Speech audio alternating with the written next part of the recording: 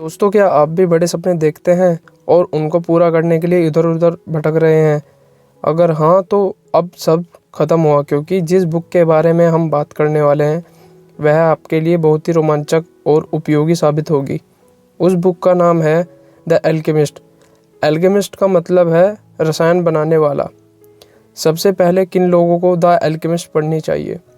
अगर आप ज़िंदगी को नए नज़रिए से देखना चाहते हैं तो यह किताब आपके लिए उपयोगी होगी। अगर आप जानना चाहते हैं कि प्यार, लक्ष्य और सफ़र क्या है तो यह किताब आपकी मदद करेगी। अगर आपको भी ज़िंदगी की उलझनों में निरस्ता लगती है तो इस किताब को ज़रूर पढ़िए। तो चलिए शुरू करते हैं। द एल्केमिस्ट के लेखक पाउलो कोएल्हो है, जो एक ब्राज़ील के एक सक्सेसफुल लेखक है। दोस्तों, अगर आप उन लोगों में से हैं जो बड़े बड़े सपने देखते हैं और उसकी ताकत को समझते हैं, तो यह किताब आपको उन सपनों तक पहुंचाने में मदद करेगी। क्योंकि हमारे सपनों की मंजिल तक पहुंचते हुए हमें बहुत सी मुश्किलें आती हैं, जैसे कि वह हमें क्या सिखाना चाहती हैं, क्या वह हमें आगे बढ़ाने में मदद करती हैं। इन सभी बातों के जवाब इस किताब में इस कहानी के द्वारा बताई गई है। यह किताब आपको इस कहानी के दुनिया में लेकर जाने की ताकत रखती है, जिससे आपका निश्चय अपने सपनों के लिए तैयार और दृढ़ हो जाएगा। हम सब लोग भी ऐसा ही करते हैं।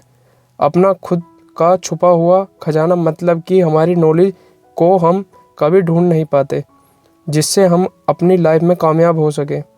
अगर देखा जाए तो यह कहानी इनडायरेक्टली हमारी लाइफ के बारे में ही बताती है। यह कहानी बहुत ही इंटरेस्टिंग और इंस्पायरिंग है। तो चलिए कहानी शुरू करते हैं। दोस्तों, यह कहानी एक सैंटियागो की है, जो स्पेन के एंडालुसिया में रहता था, जिसने अपने पैशन को फॉलो करके अपने सपने को पूरा किया। सैंटियागो बचपन से ही वर्ल्ड ट्रैवल के सपने देखता था और वहीं उसके पिता उसको प्रेस में भेजना चाहते थे।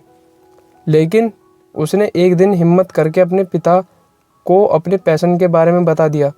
तो उसके पिता ने उसको बोला कि हमारी कैटेगरी में दो तरह के लोग ही ट्रैवल कर सकते हैं, या तो अमीर लोग हो या चरवाही लोग हो। अमीर तो हम हैं नहीं, तो क्या तुम चरवाहे बनोगे? अब इस पर सैंटियागो का जवाब था कि अगर मेरे वर्ल्ड ट्रैवल का सपना चरवाहा बनकर पूरा हो सकता है तो मैं चरवाहा बनूंगा। अब अपने बेटे की इतनी स्ट्रॉन्ग डिज़ायर के आगे झुककर उसके पिता ने अपनी सेविंग में से कुछ रुपए बेटे को खरीदने के लिए भेड़ दे दी। सैंटियागो ने उस पैसों से भेड़ खरीद लिए और अब एक शहर से दूसरे शहर जाने के उसका रोज़ का काम था। सैंटियागो भेड़ों के खाने पीने का पूरा ध्यान रखता था और उसकी भेड़ें उसके ट्रैवल के सपने को सच कर रही थी। भेड़ों से निकलने वाले ऊन उसके किताब पढ़ने और उसके दूसरे डेली एक्सपेंसेस को कवर कर रही थी। एक दिन की बात है, सैंटियागो अपने भेड़ों के साथ एक दिन ऐसी जगह पर पहुंच गया जहां उसे एक चर्च को देखा, जो शायद काफ़ी सालों से खाली था। सैंटियागो ने रात को वहीं पर सोने का फैसला किया और उसकी भेड़ें वहां पर चढ़ने लगी और वहां पर एक पेड़ था, उसके नीचे सैंटियागो सो गया। उस रात सैंटियागो को एक सपना आता है, जो उसको पिछले रात भी आया था, कि एक बच्चा उसका हाथ पकड़कर इजिप्ट के पिरामिड में ले जाता है और उससे कहता है कि अगर तुम यहाँ आओगे तो तुम्हें यहाँ छुपा हुआ खजाना मिल जाएगा। जैसे ही वह बच्चा उसको खजाने की जगह दिखाने लगता है, वैसे ही उसकी आँख खुल जाती है। वो अपने सपने को लेकर बहुत क्यूरियस हो जाता है और किसी से यह पूछने की सोचता है कि उसे इस सपने को पूरा करना चाहिए या नहीं। अपने सवाल के जवाब के लिए वो एक भविष्य बताने वाली औरत के पास पहुंच जाता है। वह औरत उसे कहती है कि अगर तुमने ऐसा सपना देखा है तो तुम्हें उसे ज़रूर पूरा करना चाहिए और तुम्हें पिरामिड के पास एक छुपा हुआ खजाना ज़रूर मिलेगा। दोस्तों, उसके बाद सैंटियागो और भी ज़्यादा कंफ्यूज हो जाता है, क्योंकि भविष्य बताने वाली उस औरत ने उसे यह तो बता दिया था कि उसे छुपे हुए खजाने के सपने को पूरा करना चाहिए और तुम्हें पिरामिड के पास एक छुपा हुआ खजाना ज़रूर मिलेगा। दोस्तों, उसके बाद सैंटियागो और भी ज़्यादा कंफ्यूज हो जाता है क्योंकि भविष्य बताने वाली औरत ने उसे यह तो बता दिया था कि उसे छुपे हुए खजाने के सपने को पूरा करना चाहिए, लेकिन इजिप्ट के पिरामिड वहाँ से बहुत दूर था और बीच में बहुत ही भयंकर रेगिस्तान भी थे। उसके पास न तो पैसे थे और ना ही उसके पास इतनी हिम्मत थी कि वो इतना अच्छा चल रहा चरवाहे का जीवन छोड़कर अपने सुनहरे सपनों को पूरा कर सके। तभी ही वहाँ पर एक बूढ़ा आदमी आया और उस बूढ़े व्यक्ति को भी उसके सपने के बारे में पता था। शायद वह बूढ़ा आदमी उस भविष्य बताने वाली औरत का कोई जानकार था। उसने सैंटियागो की सारी कन्फ्यूज़न को दूर कर दिया और उसने कहा कि अपने सपनों को रियलाइज़ करना ही अपनी लाइफ को सबसे महत्वपूर्ण चीज़ है जिसके लिए हम इस दुनिया में आए हैं। जब आपको अपने सपनों को पूरा करने की इंटरनल डिज़ायर होती है, तब सारी कायनात आपको आपके सपने को पूरा करने में मदद करती है। उस बूढ़े व्यक्ति ने उसे यह भी कहा कि कई बार मुश्किलें तेरे सामने आ जाएंगी और तू कंफ्यूज होगा। तब तुझे ऐसे सिग्नल मिलेंगे जिससे तुझे सही रास्ता चूज़ करने में मदद मिलेगी। अब उस बूढ़े आदमी की यह बातें सुनकर सैंटियागो अपने सपने को पूरा करने के लिए कन्विंस हो जाता है और उसने अपनी सारी भेड़ें बेचकर पैसे तैयार करे और इजिप्ट के पिरामिड में जाने का मन बना लिया। अपनी इस यात्रा की शुरुआत करने से पहले सैंटियागो एक जगह पर बैठा हुआ था। तभी वहाँ पर उसको उसके ही उम्र का एक इंसान मिला जो उसका दोस्त बन गया।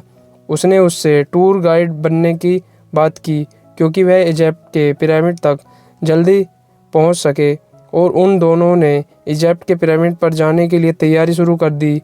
पर उसने ऐसा सोचा भी नहीं था जो उसके साथ हो गया। उसका दोस्त उसके पैसे लेकर चुराकर भाग जाता है। अब सैंटियागो फिर से बहुत परेशान हो गया था क्योंकि अब उसके पास कुछ भी नहीं था और ना ही उसके पास उसकी भेड़ें थी जो कि उसने बेच दी थी और ना ही इजिप्ट के पिरामिड तक जाने के लिए पैसे थे। वो बहुत ज़्यादा परेशान हो गया था। फिर उसके दिमाग में उस बूढ़े आदमी की बात याद आने लगी जिसने उसके अंदर फिर से उम्मीद जगा दी और फिर उसने फिर से कुछ न होते हुए भी अपने सपनों की तरफ कदम उठाने का मन बना लिया। क्योंकि अब उसके पास कुछ भी नहीं था, इसलिए उसने क्रिस्टल मर्चेंट के पास काम करना शुरू कर दिया। उसने यह सोच लिया था कि मेरे पास इजिप्ट के पिरामिड तक जाने के पैसे आने के बाद मैं यह जॉब छोड़ दूंगा और अपने सपनों को पूरा करूंगा। फिर 1 साल बाद उसने पास इतना पैसा आ गया कि वह इजिप्ट की पिरामिड तक पहुंच सकेगा। लेकिन अब उसका मन थोड़ा बदल सा गया था क्योंकि अब उसके दिमाग में 2 बातें चल रही थी कि अपने सपने को पूरा करने की और फिर से भेड़े चरवाहा बनने की। फिर उसने सोचा कि चरवाहा तो वह किसी भी दिन बन सकता है क्योंकि उसके बारे में उसको सब कुछ पता था। लेकिन उसने अपने सपने को पूरा करने के लिए 1 साल तक मेहनत की है, तो इसलिए उसने अपने सपने को आधे रास्ते पर छोड़कर देने का मन नहीं माना और उसने इजिप्ट के पिरामिड जाने का मन बना लिया। उसके बाद एक कारवां के साथ रेगिस्तान से गुजरना शुरू कर दिया जहां उसको बहुत सी मुश्किलों का सामना करना पड़ा। एक बार तो ऐसा हुआ कि बस उसकी मौत निश्चित थी, लेकिन कारवां में उसे ऐसे दोस्त मिले जिन्होंने उसको मौत के मुंह से बचाकर रेगिस्तान के इस सफ़र से बाहर निकाल दिया। इतनी मेहनत और इतनी मुश्किलों के बाद वह इजिप्ट के पिरामिड तक पहुंचा जो उसने अपने सपने में देखा था। लेकिन थोड़ी ही देर बाद में वो फिर से परेशान हो गया क्योंकि उसे पता नहीं था कि पिरामिड के पास कौन सी वह जगह है जहाँ पर खजाना छुपा हुआ है।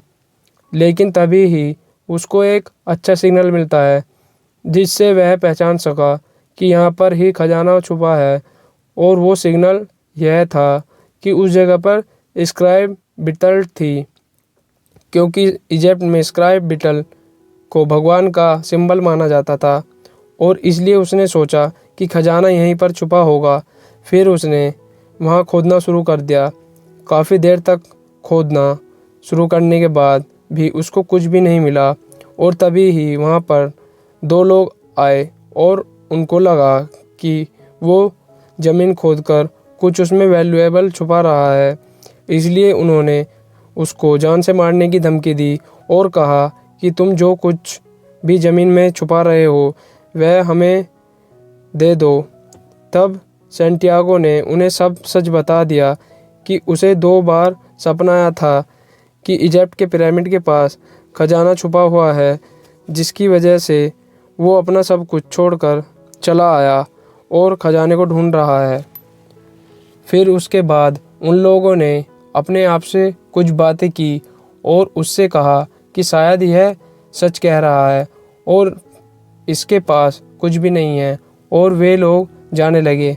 लेकिन जाते वक्त उसमें से एक आदमी ने सैंटियागो से कहा कि कोई तेरे जैसा बेवकूफ़ कैसे हो सकता है कि जो सिर्फ अपने सपने के लिए इतनी मेहनत करके अपना सब कुछ गंवाकर यहाँ 1 साल लगातार यहाँ पहुँचा है। ऐसी बेवकूफ़ी दोबारा मत करना, क्योंकि ठीक इसी तरह मुझे भी 2 बार सपना आया था कि स्पेन में एक टूटी फूटी चर्च है जहाँ पर एक चरवाहा और उसकी भेड़ें सो रहे हैं। वहाँ पर एक बड़ा सा पेड़ है और उस पेड़ के नीचे खजाना छुपा हुआ है। पर मैं तेरी तरह बेवकूफ़ नहीं बना था कि अपने सपने में दिखे हुए खजाने को ढूंढने के लिए इतना भयंकर रेगिस्तान को पार करके जाऊंगा। फिर उसके बाद सैंटियागो के चेहरे पर एक खुशी आ गई थी, क्योंकि अब उसको पता चल गया था कि खजाना कहाँ छुपा हुआ है। उसके बाद सैंटियागो वहाँ पहुँच गया जहाँ उसने अपनी एक रात अपनी भेड़ों के साथ बिताई थी और जहाँ पर उसे छुपे हुए खजाने का सपना आया था। उसके बाद सैंटियागो वहाँ पर जाकर उस बड़े पेड़ के नीचे खोदने लगा और 2 घंटे की खुदाई के बाद उसको वहाँ छुपा हुआ खजाना मिल गया, जिसे वो इधर उधर ढूंढता रहा। सैंटियागो को खजाना वहीं मिला जहाँ पर उसको सपना आया था, जहाँ से उसने अपने सपनों को पूरा करने की शुरुआत की थी। तो हमें इस किताब से क्या मोरल सीखने को मिलती है? दोस्तों, मेरे हिसाब से इस कहानी से हमें 3 बहुत बड़े और इम्पोर्टेंट लेसन सीखने को मिलते हैं कि खजाना वही है जहाँ आप हैं, लेकिन आपको बाहर जाना पड़ेगा यह समझने के लिए। इसका मतलब यह हुआ कि खजाना तो वहीं पर था जहाँ सैंटियागो की जर्नी स्टार्ट हुई, लेकिन वो उसे कभी ढूंढ नहीं पाता अगर वो पूरी जर्नी को पूरा नहीं करता। तो इसी तरीके से हमारी लाइफ में भी यही होता है कि जब भी हम किसी भी चीज़ को ढूंढने की कोशिश करते हैं, तब असली खजाना वह नहीं होता जिसको हम ढूंढ लेते हैं। असली खजाना वह होता है जो इंसान हम खुद के अंदर से बन जाते हैं। हमारी लाइफ भी उस एल्केमिस्ट की कहानी की तरह ही है, जहाँ पर हम अपने आप को तांबे से सोने में कन्वर्ट कर सकते हैं। दोस्तों, अपने पैशन को ही अपना सपना बनाकर उसे कंप्लीट करना ही आपकी लाइफ को मीनिंगफुल बनाता है, ना कि उस राह पर जाना जहाँ आपके परिवार वालों को अच्छा लगता है या आपके सोसाइटी के लोगों को अच्छा लगता है। जब आप अपने पैशन को अपना सपना बनाकर उसे पूरा करने की सोचेंगे, तो आपको शुरुआत से पहले या शुरुआत करने के बाद कई बार लगेगा कि आपको अपने सपनों को पूरा करना चाहिए या आसान रास्ते पर वापस चले जाना चाहिए। दोस्तों, तभी आपको यह याद रखना है कि अगर आप किसी भी चीज़ को शिद्दत से चाहते हैं, तो सारा यूनिवर्स उस चीज़ को पाने में आपकी हेल्प करता है। इसलिए आपको अपने सपनों को पूरा करने का प्रयास कभी बंद नहीं करना चाहिए। कई बार आप अपने सपनों को बिल्कुल करीब ही होते हैं और तभी आप हार मानने वाले होते हैं। इसलिए आपको तब तक हिम्मत रखनी है जब तक कि आपका सपना पूरा ना हो जाए। मैं ऐसा इसलिए कह रहा हूँ क्योंकि थिंक एंड ग्रो रिच किताब में भी यही लिखा है, किसी भी इंसान के जीवन में सफलता आने से पहले उसके जीवन में अस्थायी पराजय या असफलता जरूर आती है, और लेखक नेपोलियन हिल द्वारा 500 से भी ज़्यादा सफल लोगों ने यही कहा है कि उनको सफलता उस मोड़ पर मिली जब वे हार चुके थे और हारने के बिंदु से एक कदम आगे की सफलता उनका इंतजार कर रही थी। दोस्तों, असफलता बहुत ही चालाक और मजाकिया किस्म की होती है और इसे लोगों को तब ज़्यादा गिराने में मज़ा आता है जब वे सफलता के बिल्कुल करीब होते हैं। दोस्तों, ये तो वो 3 महत्वपूर्ण लेसन हैं जो हमें द अल्केमिस्ट बुक से सीखने को मिलते हैं। दोस्तों, अगर आपको द अल्केमिस्ट बुक की हिंदी ऑडियो बुक पसंद आई हो तो इस वीडियो को लाइक करें, सब्सक्राइब करें, कमेंट करें और अपनी फैमिली और फ्रेंड्स के साथ ज़रूर शेयर करें। वीडियो देखने के लिए आपका धन्यवाद। आपका दिन शुभ रहे।